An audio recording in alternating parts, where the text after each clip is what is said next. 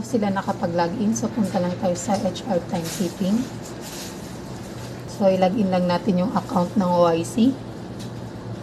Mga account lang to ng store yung authorized na may timekeeping. So, try natin yung kay Rose. 1895.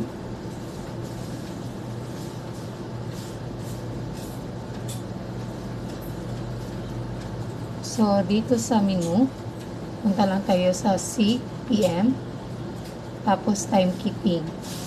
So, ito yung i-click for para mag-login. So, bago ka dito, syempre, ikakopy mo muna yung barcode. So, kung may cam scanner yung cellphone mo, punta ka lang dun sa cam scanner. So, syempre, i-scan mo muna tong yun yung kanina eh. So, i-scan ko muna to. So, ito na yung code.